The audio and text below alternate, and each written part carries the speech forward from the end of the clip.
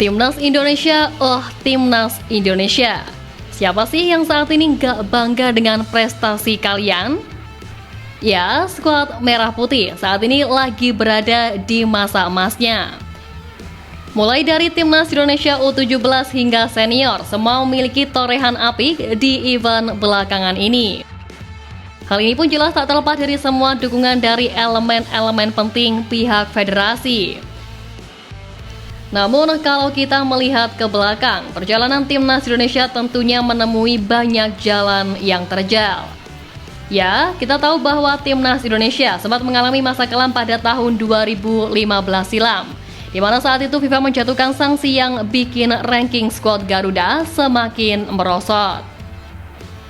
Penyebab hukuman itu adalah intervensi pemerintah melalui Kemenpora terhadap olahraga yang paling digandrungi masyarakat tanah air itu. Mereka melakukan pembekuan kepada PSSI pada April yang berujung sanksi FIFA sebulan kemudian, dan PSSI kehilangan hak keanggotaan mereka sesuai dengan Statuta FIFA pasal 12 ayat 1. Sehingga timnas semua kategori dan klub dilarang untuk mengikuti ajang internasional yang diadakan FIFA dan juga AFC. Karena hal itu, pengaruh paling nyata dari sanksi FIFA adalah soal peringkat di Timnas Indonesia. Sebelum dibekukan oleh FIFA, pergerakan skuad Garuda terbilang cukup positif. Mereka berada di posisi ke-161 pada Januari 2014, lalu naik 3 tingkat ke 158 pada Februari 2014. Skuad Merah Putih pun kembali merangkak naik ke peringkat ke-154 di bulan Maretnya. Lalu Indonesia melanjutkan tren positifnya dengan naik ke peringkat 151. Tapi 1 bulan setelah dijatuhkannya sanksi, Indonesia berada di posisi ke-155 dan bahkan merosot drastis hingga di peringkat ke-171 dunia. Bahkan mereka berada di bawah tim gurem seperti Timor Leste, Kaledonia Baru, Mauritius hingga Amerika Samoa. Untungnya sanksi FIFA hanya berlangsung selama 1 tahun, di mana pada 13 Mei 2016, sebelum Kongres FIFA di Mexico City, Presiden FIFA Gianni Infantino memastikan telah mencabut sanksi terhadap Indonesia dan kini sudah merangkak ke posisi 130 dunia. Di sisi lain, saat ini ada tim besar yang juga terancam sanksi dari FIFA selaku Asosiasi Sepak Bola Dunia.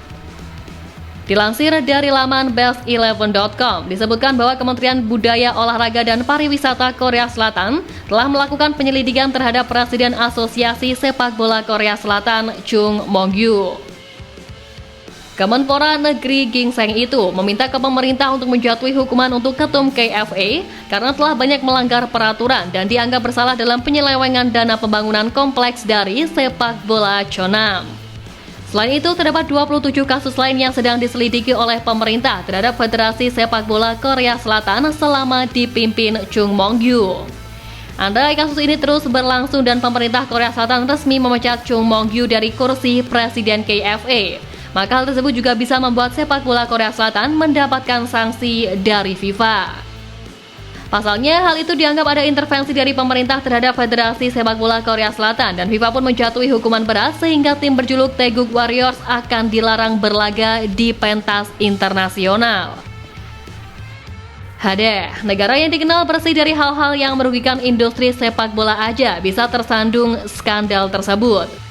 Untungnya aja kita di Indonesia memiliki ketua federasi seperti Pak Erick Thohir yang sukses membawa timnas Indonesia ke arah yang lebih baik. Dan berkaca dari skandal yang dialami Federasi Korea Selatan itu, untung saja Coach Shin Tae-yong melanjutkan kerjasamanya bersama PSSI. Sebab pelatih 56 tahun itu sebelumnya memiliki nasib di ujung tanduk bersama skuad Merah Putih.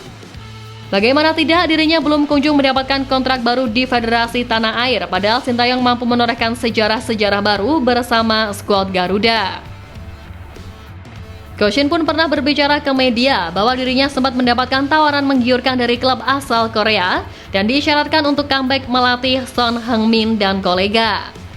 Namun Shin Tae-yong sudah terlanjur cinta ke Indonesia serta memiliki rasa tanggung jawab dan juga akhirnya ex-pemain Brisbane Roar itu pun menolak tawaran tersebut. Ya, akhirnya pun pilihan itu dinilai sudah tepat. Bayangin aja jikalau Koshin mengambil tawaran dari klub Korea atau KFA untuk melatih Korea Selatan lagi, dan federasinya malah diban FIFA. Mau kemanakah opa-opa Korea satu ini? Bahkan saking cintanya terhadap Indonesia dan masyarakatnya, Koshin ingin menetap di Indonesia jika misinya berhasil, yakni meloloskan timnas merah putih di Piala Dunia. Dengan keinginannya itu pun dia juga memiliki rasa tanggung jawab yang besar kepada masyarakat tanah air. Beberapa hal yang ia lakukan demi meloloskan ke Piala Dunia adalah dengan melatih fisik ekstra, merancang taktik spesial hingga menajamkan lini depan dari timnas Indonesia. Ya, penyerang skuad Garuda belakangan ini memang masih susah untuk menjebol gawang lawan.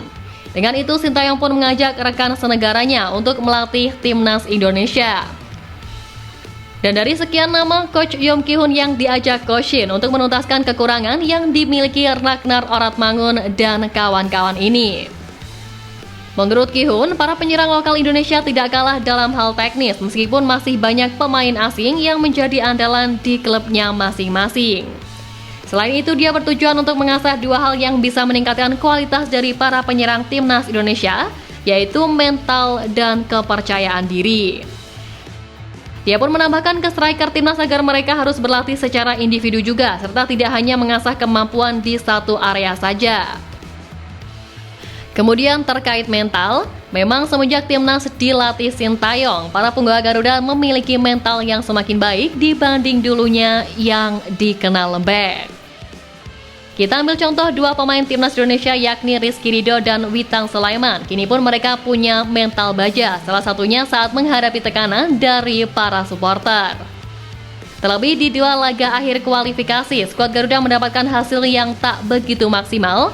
Dengan begitu, mereka mengatakan bahwa timnas Indonesia harus bekerja lebih keras demi memenuhi target lolos Piala Dunia 2026. Di sisi lain, pelatih rival timnas Indonesia yakni Hajime Moriyasu memuji Sintayong jelang berhadapan pada 15 November mendatang.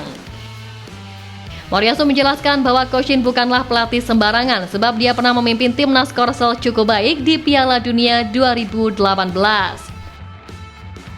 Menurutnya ini jadi bukti bahwa skuad Garuda dipimpin oleh salah satu pelatih berkualitas di era ini. Pelatih berusia 56 tahun ini juga menambahkan bahwa Shin sudah membawa timnas Indonesia berada di level yang berbeda. Selain itu, dengan banyak pengalaman yang dimilikinya saat ini, Indonesia jadi tim yang tidak bisa dipandang remeh lagi. Dia mengakui bahwa skuad Garuda saat ini sudah semakin kuat dan juga mereka harus benar-benar mewaspadai penuh. Dengan begitu, berkaca dari pernyataan pelatih top dunia tersebut, dan jika memang KFA benar-benar dikenai sanksi oleh FIFA, apakah skuad Garuda mampu menorehkan sejarah baru dengan lolos ke Piala Dunia 2026? Tentu dengan terbukanya pintu lebar tersebut, Sintayong mampu untuk menjawab harapan dari supporter timnas Indonesia. Bravo Garuda!